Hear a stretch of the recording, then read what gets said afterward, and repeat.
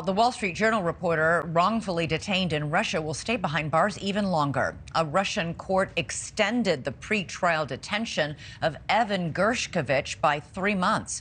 Gershkovich was arrested in March and accused of spying, a charge he and the United States vehemently deny.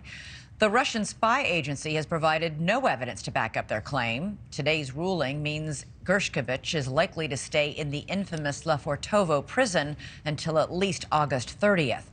Joining us now is NewsNation's senior national security contributor, retired General Richard Newton, and retired General Peter Zwack is joining us as well. Good to have you both here. General Newman, I'd like to start with you. What is Russia's endgame here with Gershkovich? The charges clearly seem bogus. They've supplied no evidence. They just keep extending the pretrial detention. They are bogus. The fact that there's a pattern here, former WNBA player was also held in confinement, and Paul Whelan was trumped up on espionage charges, is actually in a 16-year hard labor camp. And so I'm afraid young Evan is facing a really difficult challenge here.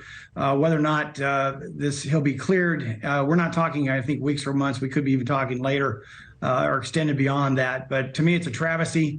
And frankly, I don't think the United States has a whole lot of leverage here in trying to secure his release.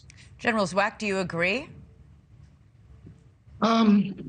Sadly, I do. I think that this is indicative of the tense relationship that we have with Russia, and with the bigger backdrop of we and many allies and partners supporting Ukraine in their epic existential defense against the Russians. I think the Russians feel under a lot of stress, and this is a way that they can strike out. They don't like reporters because reporters get out there and see things and write it and see it as they do. And in a closed society, the Russians can't stand it. They're making a point. General Zwack, what do you make of this ban on 500 Americans from entering Russia, most of whom have no plans of ever going to Russia, all of whom are opponents or perceived enemies of Donald Trump? Well, as a card-carrying member of the last 77 on that list last February, I believe that there's almost a childlike petulance to this list. Well, we don't like you. Don't like you. You're on our list. Okay.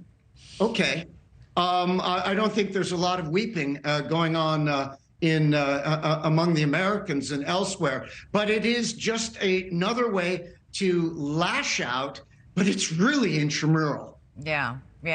General Newman, we just played Secretary Chertoff's prediction that Russia will meddle to help try and elect Donald Trump in the 2024 election. First of all, do you agree with that assessment? And secondly, do you think we're doing enough to prepare for Russian misinformation and election meddling? They have a history of doing so. They certainly do, and we saw that in the last election, maybe even back in 2016. Whether or not they're trying to line up against Donald Trump or any other candidate, I do think they want to meddle in our election just because it's part of their playbook. And they are, we're growing in an adversarial relationship with Russia, despite even Russia-Ukraine war, but beyond that. And so I think we need to be prepared for the upcoming election in 24, that you'll have Russian interference or attempted interference. Whether or not they're backing up a certain candidate, I think is really not the point. The point is that they feel somewhat free in exercising that ability to do so as best they possibly can. It may not necessarily be literally that they're doing it, but they're certainly making it part of what I would call an information campaign, if you will, to try to put doubt in the minds of the American people and the safety of our elections. All right. Lieutenant General Richard Newton and retired General Peter Zwack. I have too many generals here. I mean, this is an honor to have you both on the show tonight. I'm an Army brat, so the daughter of a colonel. Good seeing you, Elizabeth. Great seeing you, General. Okay. Good seeing you, Peter. I'm a son of an Air Force colonel, so we're both brats there, Elizabeth. Good on you. All right. Good on you. Let's chat. Cheers. Thanks so much, gentlemen. Hope you'll be back. Thank you for watching. Go to newsnationnow.com to find NewsNation on your television provider. And don't forget to click the red subscribe button below to get more of NewsNation's fact-driven, unbiased coverage.